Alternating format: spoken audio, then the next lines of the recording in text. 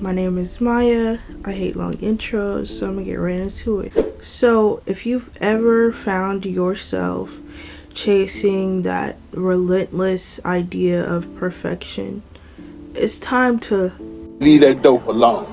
The perfectionist mindset. Let's unpack that right there. The mindset that can critically impact your mental health. You might be thinking, what the hell is even that? Well, it's the relentless pursuit of flawlessness, a constant desire to meet impossibly high standards, often fueled by intense fear of failure. Clock it. This mindset can cast a long shadow over our lives, affecting our mental health in profound ways. From personal experience, I know how it feels to be caught in this perfectionist web. As a former honor student, I thrived on achievement, but the pressure eventually just became too much. Like, girls, It was never that serious. College once a place of promise and hope turned into a breeding ground of self-doubt and stress and depression. It's important to recognize the common misconceptions that comes with this mindset. Society often glamorizes the pursuit of perfectionism, creating the illusion that perfection equals success. But the truth is that perfection is an unattainable goal. It's a mirage that, instead of pulling us forward, it just leaves us feeling stuck and overwhelmed. There's this unspoken expectation that we're all supposed to have it together and to excel in every aspect of life. But the reality is, life is messy and we're all just trying our best. When we buy into these societal expectations, we risk sacrificing our mental health on the altar of perfectionism. In my own journey, this pressure just came to a breaking point, leading to a decision that many might not find conventional. But I dropped out of college. It's not that big of a deal now as it was. Basically, it's not the end of the world because I dropped out of college. It was kind of a big deal for me because I've been in school my whole life. So school kind of was a part of me. It's kind of like I had to break up with a part of myself. It felt like a bigger deal than it really was. And I felt guilty about dropping out because I had this dream of going to college, rescuing my family out of poverty, and I was essentially myself in school for that dream, and it was just so much weight on my shoulders that didn't have to be there. And then what made it even harder is I'm in school, I'm good at school, I'm a high achiever. People know this about me. When you hang out with them, they reinforce who you are or who they think you are. So I feel like that was why it was such a big deal for me, because Maya goes to school, Maya is good at school. Like, that's part of my identity, and that's part of who people see me as. And if I didn't have that, it's like, who would I be? But yeah, that's why it was so difficult, and I felt so guilty about leaving. But honestly, I should have done it sooner maybe. It was a pivotal moment in my life. Leaving forced me to confront my idea of success and confront the effects of perfectionism on my mental health. There's a unique beauty in accepting the parts of ourselves that aren't perfect. It's about embracing the quirks, the mistakes, and realizing that these imperfections are what makes us authentically beautiful, human. Even in the world of content creation where people are face tuning and getting surgery to appear perfect, think about, let's take it to the realm of YouTube. The Wizard Liz, her content, amazing content, love her. Let's evaluate it in traditional like YouTube standards. What do you need? Catchy thumbnail, catchy titles, good editing, good lighting, good camera quality, good mic quality. In the conventional view of YouTubers and like content creation on here, she does not meet conventional YouTube content standards for the amount of views that she's doing. She's doing millions of views. I don't know if she has a million subscribers, but she's doing millions of views without 4K resolution, without the fancy editing, and like without even thumbnails. It's like the start of the video is her thumbnail.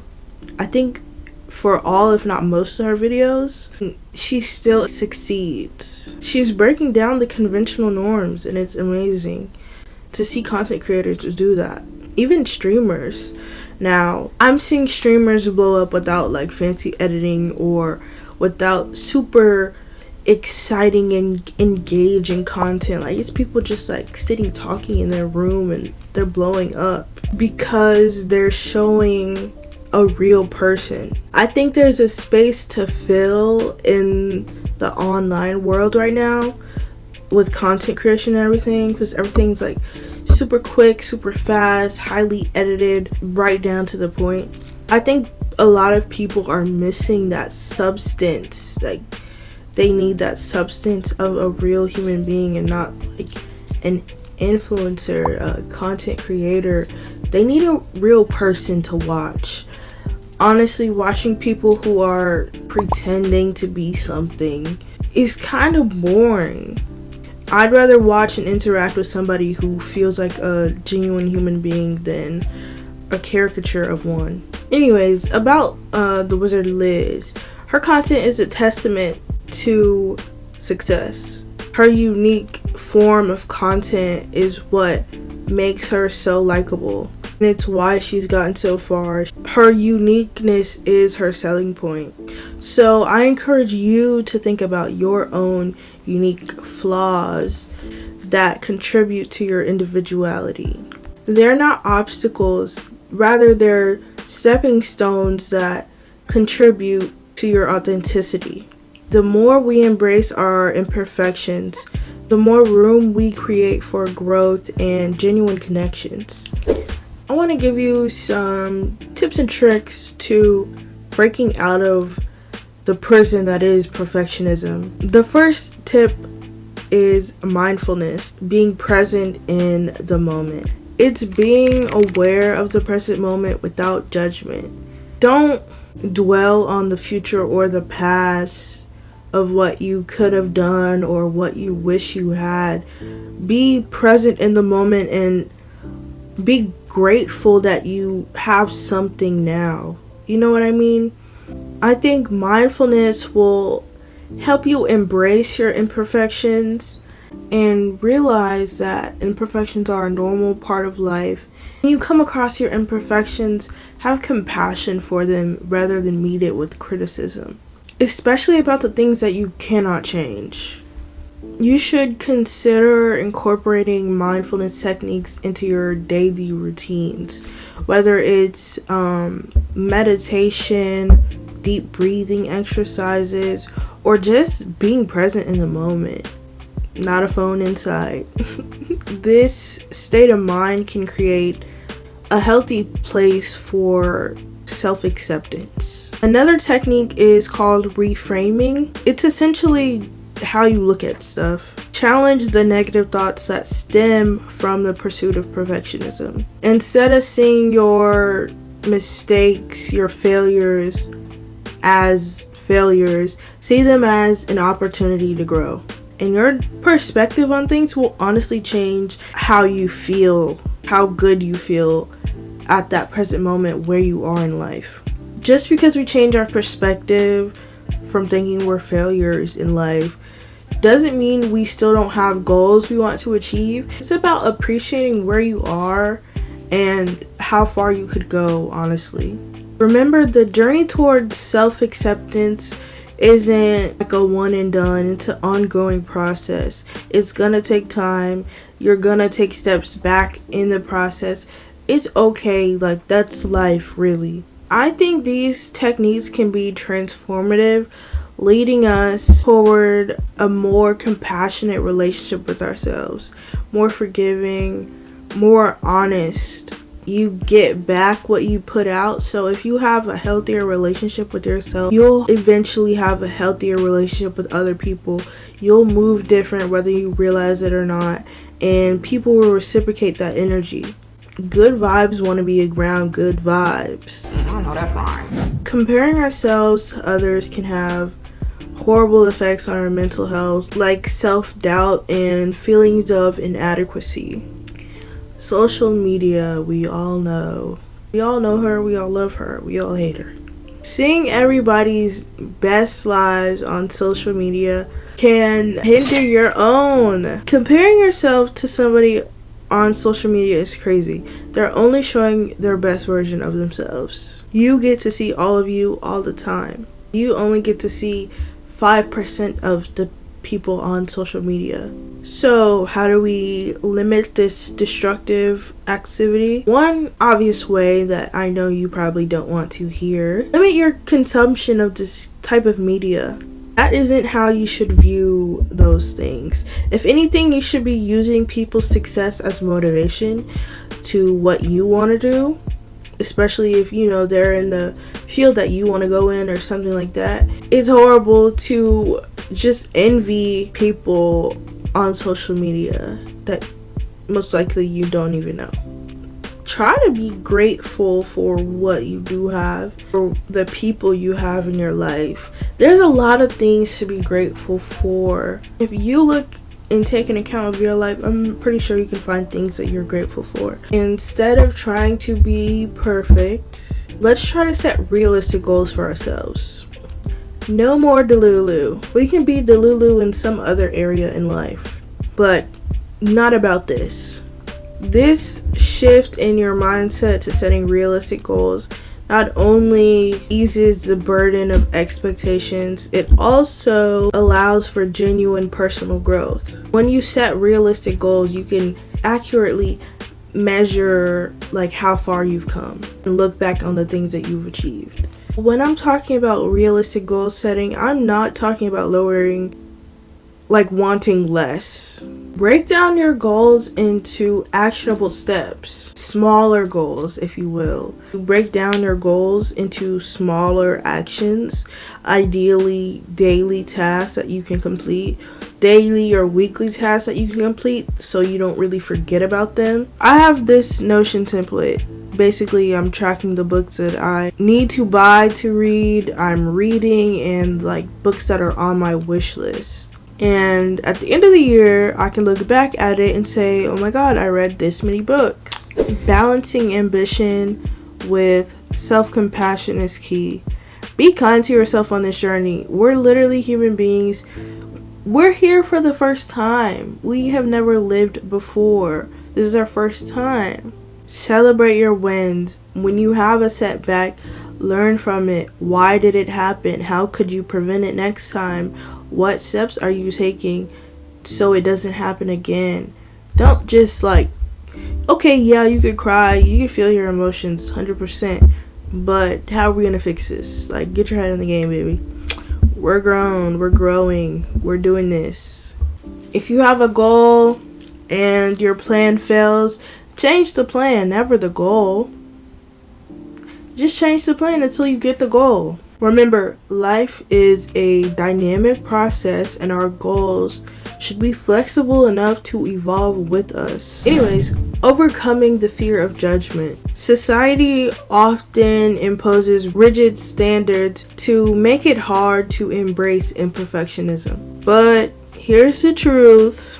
You're not gonna like it, but judgment is inevitable and not everyone is gonna appreciate you and your life journey. You're just gonna have to live with it. But I will say the majority of people aren't really paying attention to you like you think they are because they're worried about people paying attention to them. We're very self-centered, very individualistic, especially in the US. I feel like the US is honestly one of the best.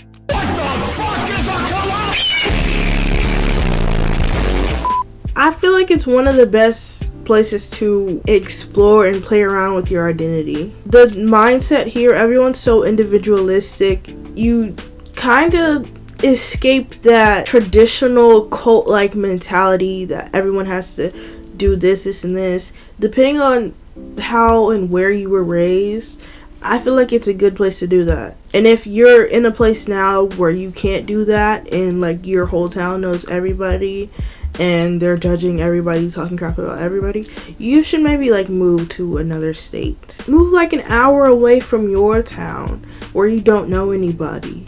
You can do that too, to like find yourself and live how you want to live. Instead of letting other people's opinions, ideas dictate how you live your life, you should only really be letting your thoughts and actions dictate how you live your life. Speaking from personal experience, posting is so scary.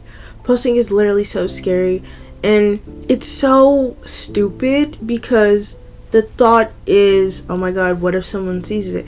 Which the whole point is for someone to see it and someone to relate to it. But somehow people who know me seeing it is so scary. The thought of that is so scary. Honestly, it still is, and I'm still doing it. So if you do know me, don't comment on this. If you're like my family or something and you see this, don't comment on this, please. Just, you can like the video. Go ahead, like it.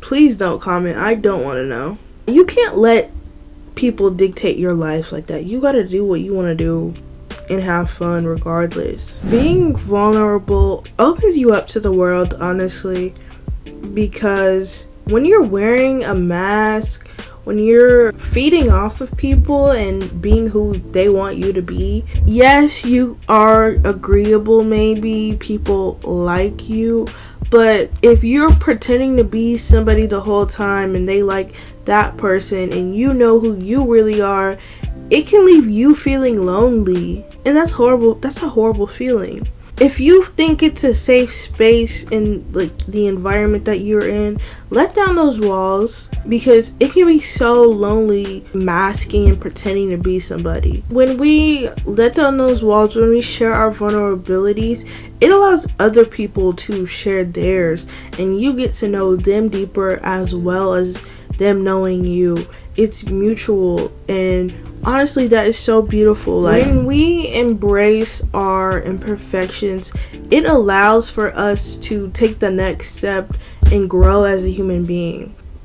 Think about painting, for example. Not every painting is going to be a masterpiece. Not every work you do is going to hit. Once you keep doing it and keep doing it, like me, myself, I often have the need to express something through art. And not every time my ideas turn out good. I might have 3 bad paintings in a row, 3 bad crafts in a row, and then I'll have a good one, and then I won't have another good one until I do 6 more. Not everything's gonna hit, but the art of practicing allows you to be better. Practicing is so underestimated. You're not gonna be good at everything the first time you do it. I feel like it might be even better if it sucks the first time you do it, because then you can look back. If you keep practicing, you can look back and say, man, this sucks, but you know, I create good stuff more often since I keep practicing. You know, honestly, that little art analogy transcends to everyday life. Once we keep doing things, we learn ourselves better, we embrace who we are. It's really all a learning experience. Like, this is literally our first time being alive. We're gonna make mistakes, we're gonna fall, we're gonna get back up, we're gonna learn from those mistakes. It's honestly a beautiful process. I'm sorry this video was so long. I did not know I was gonna talk this much. I did not know I was so passionate about this. It's not about striving for perfection. It's about progressing towards self-improvement and discovery. I encourage everybody to share their thoughts. Your stories might help other people to embrace theirs. Everybody experiences unique, and a lot of people relate to stuff in various ways, even if it doesn't directly relate to them. This is a safe space, no judgment zone. Thank you for joining me in this video. It's long enough. Love y'all. Bye.